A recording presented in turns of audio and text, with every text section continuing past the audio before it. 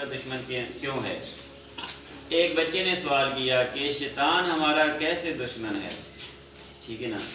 تو primary school کے آپ بچے ہیں، چھوٹے بچے ہیں، تو جو بھی آپ کویشچن پوچھتے ہیں کوشش ہوتی ہے کہ وہ آپ کے سارے سوالوں کے جواب دیں، کیونکہ جو درس گاہیں ہوتی ہیں وہ تربیت گاہیں بھی ہوتی ہیں. آپ تعلیم بھی حاصل کر رہے ہیں اور آپ کی تربیت بھی کی جا رہی ہوتی ہے.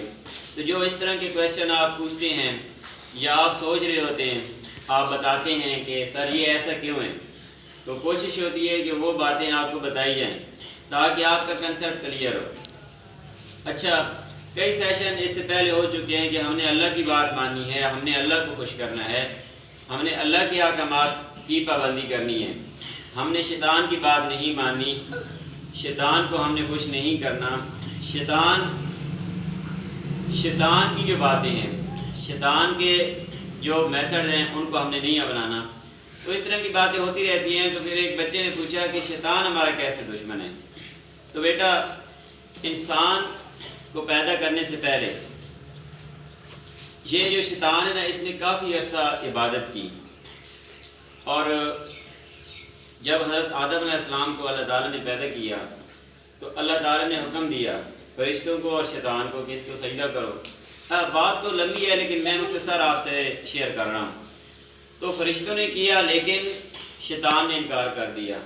اب اس کے اندر ایک غرور تھا کہ میں نے اتنی عبادت کی ہے اور ہم نے اتنا بھی یہ سنا ہے، پڑھا ہے کہ زمین کی کوئی ایسی جگہ نہیں تھی جہاں پہ اس نے سجدہ نہ کیا ہو. تو وہاں سے پھر یہ ملعون ہو گیا، اور اس نے چونکہ اللہ کے حکم کا انکار کیا، اور پھر جب انسان پیدا ہو گیا اور جب یہ آپس میں اس طرح کی بات ہوئی تو اس نے پھر مہلت بھی مانگ لی کہ میری زندگی لمبی کر دی جائے، اور اس نے پھر انسانوں کو ورگلانا بھی شروع کر دیا.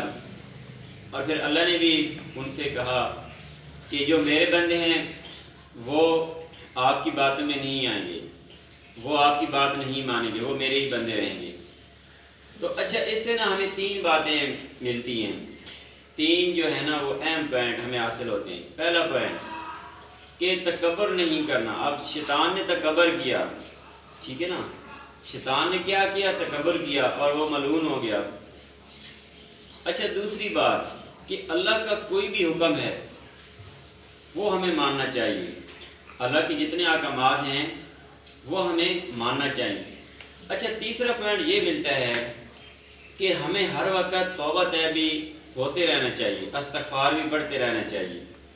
حتیٰ کہ ہم اگر عبادت بھی کرتے ہیں نا، اچھے کام بھی کرتے ہیں، تو پھر بھی ساتھ استغفار پڑھ لیا کریں. یا اکثر ہم دعائیں مانگ رہے ہوتے ہیں، ہم عبادات کر رہے ہوتے ہیں، اول آخر ہم درود شریف پڑھ رہے ہوتے ہیں کہ یہ مقبول ہے درود شریف اور استغفار، کہ اگر کوئی کمی بیشی اس میں رہ گئی ہے عبادت میں بھی تو وہ اللہ پاک معاف فرما دیں.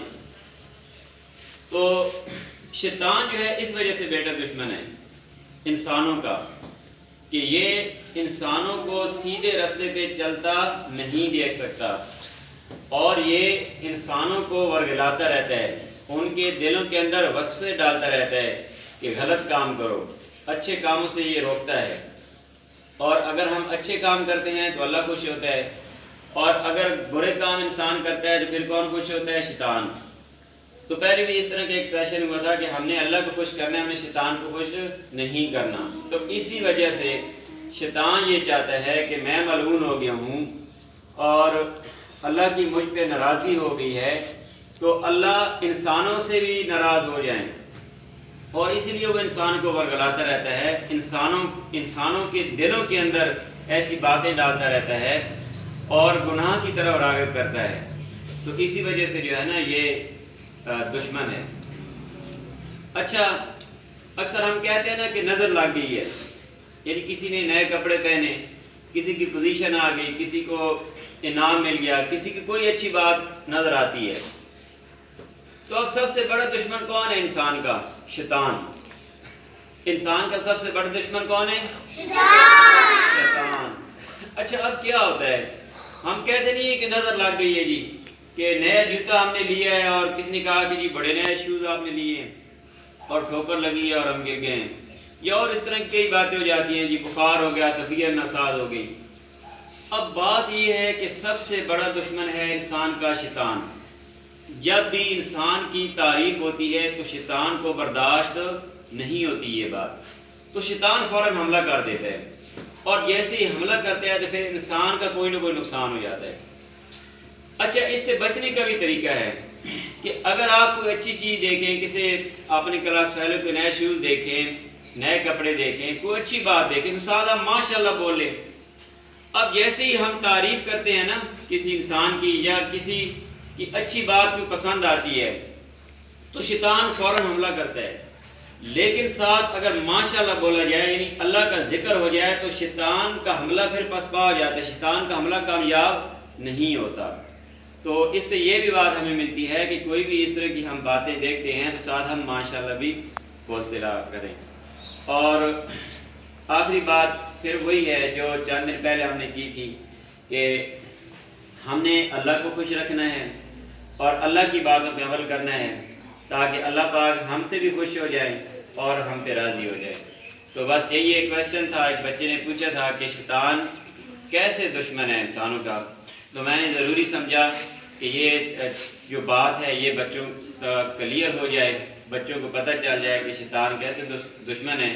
آپ چھوٹے بچے ہیں، پرائمری اسکول کے بچے ہیں، تو اس طرح کی باتیں پہلے بھی آپ پوچھتے رہتے ہیں، اور کوشش ہوتی ہے کہ جو بھی اس طرح کی باتیں ہیں وہ آپ تک پہنچائی جائیں، تاکہ یہ دین کی باتیں بھی آپ تک پہنچتی رہیں اور آپ کی اچھی تربیت ہوتی رہے۔